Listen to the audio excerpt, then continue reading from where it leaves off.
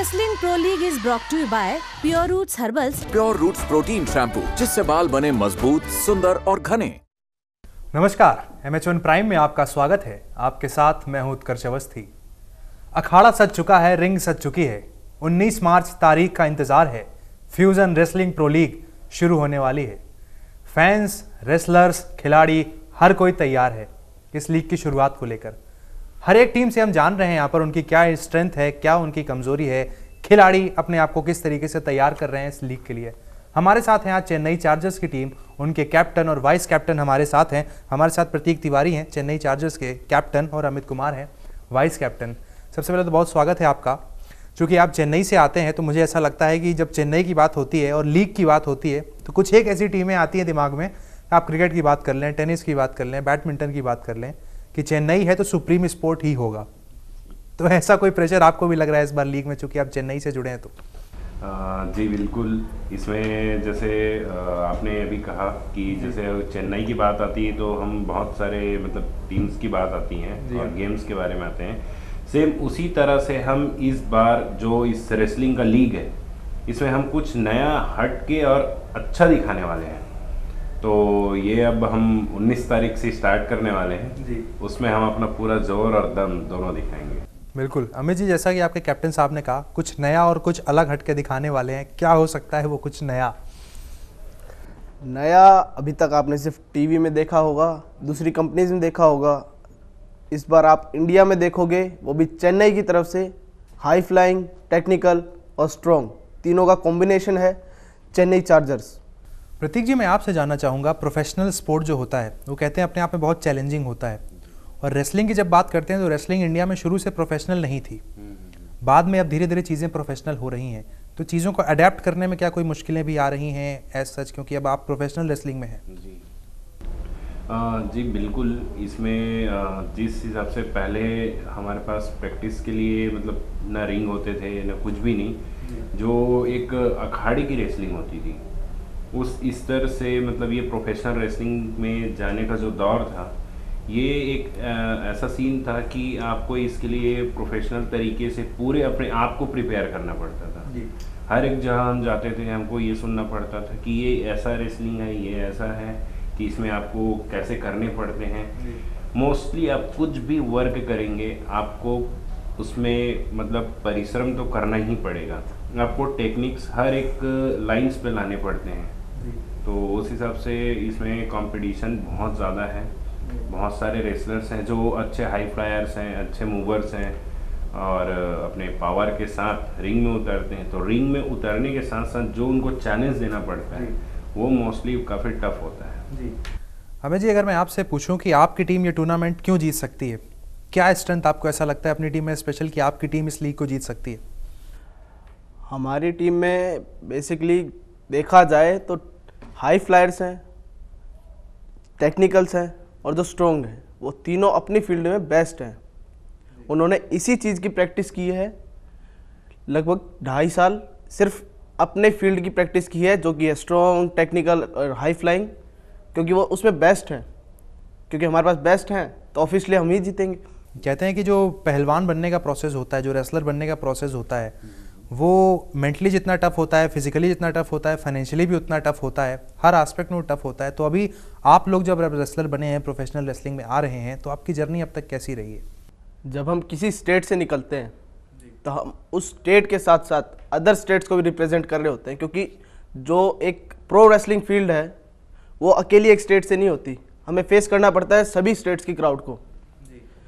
तो जब हम परफॉर्म करते हैं तो सबसे बड़ी बात यही होती है कि हमारी टीम कैसा परफॉर्म कर रही है। हमारी टीम चेन्नई चार्जर्स, जो कि पहले से ही बहुत चार्ज हो रखी है इनफैक्ट उसको अभी 2-4 बार चार्ज ना करो तब भी काम चल जाएगा हमारा जी। बैटरी आपकी टीम की बिल्कुल फुल है, फुल चार्ज है। अच्छा, कहते हैं जो प्रोसेस होता है एक रेसलर के बनने का, उसकी जो कहानी होती है वो फिजिकली जितनी चैलेंजिंग होती है, मेंटली भी उतनी चैलेंजिंग होती है और फाइनेंशियली भी उतनी चैलेंजिंग होती है उनकी फैमिली के लिए। आपकी स्टोरी कैसी थी? आपकी जर्नी अब तक कैसी रही है जो अब आप यहाँ तक पहुँचे? इसमें सर जैसे हम लोगों का कहना रेसलरों के रूप से कि जब हम पहले रेसलिंग फील्ड में आए तब हमें फेस करना पड़ता है जिम के लिए। हमें जिम जाना है, पहले बॉडी प्रिपेयर करनी है। तो अगर आपको जिम जाना है, बॉडी प्रिपेयर करना है, तो कभी ना कभी मतलब डाइट का थोड़ा पड़ता है, तो वो पॉकेट पे असर करता है।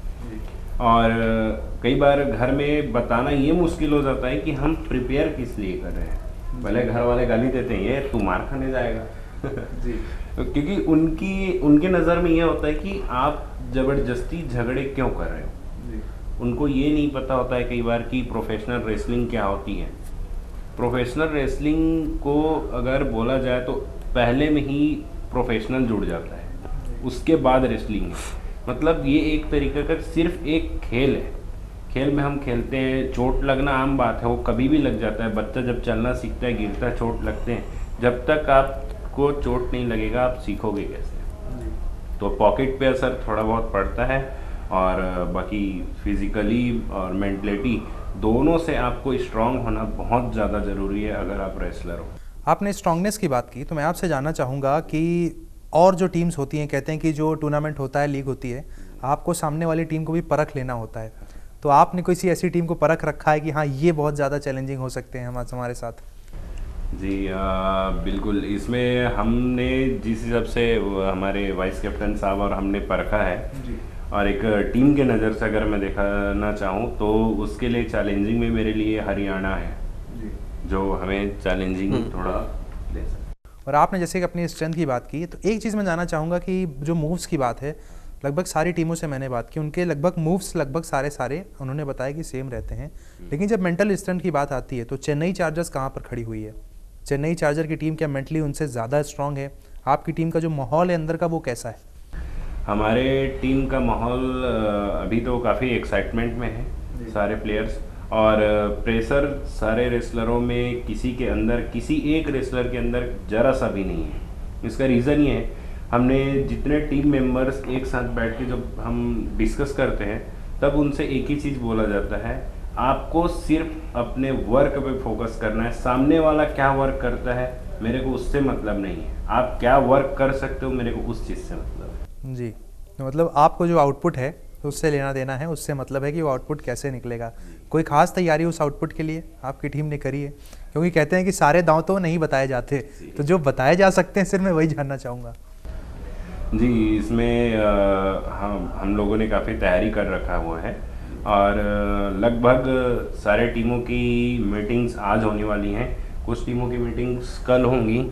रिंग भी अभी प्रिपेयर होने वाला है जिसमें अपने को प्रैक्टिस करना है। लेकिन मैं ओपन चैलेंजिंग के तौर पे मैं ये बोल सकता हूँ कि मेरी टीम के मैचेस ऑलरेडी मैं चाहता हूँ कि प्रिपेयर रहे। तो मैंने अपने रेसलर्स जो हैं उनके तक बात ये पहुँचा दिया गया है कि आप इस फाइट को करने के लिए मैं ये बंदे को चुन सकता हूँ। मतलब मेरे रेसलर्स ऑलरेडी रेडी हैं जी। तो चेन्नई चार्जर्स ने साफ ऐलान कर दिया है कि उनके रेसलर्स रेडी हैं, तो अब बस रिंग का इंतजार है। वो भी अपने दांवपेच खेलने के लिए पूरी तरीके से तैयार हैं। 19 मार्च से लीग शुरू होनी है, सारे खिलाड़ी लगभग तैयार हैं, और जो खिलाड़ी हैं उनसे भी हम बात करेंगे, उनसे भी जानेंगे कि उनकी टीम की तैयारी कैसी है। ये थी हमारे साथ चेन्नई चार्जर्स, जिन्होंने साफ बता दिया है कि उनकी टीम पूरी तरीके से चार्ज है। अभी के लिए धन्यवाद।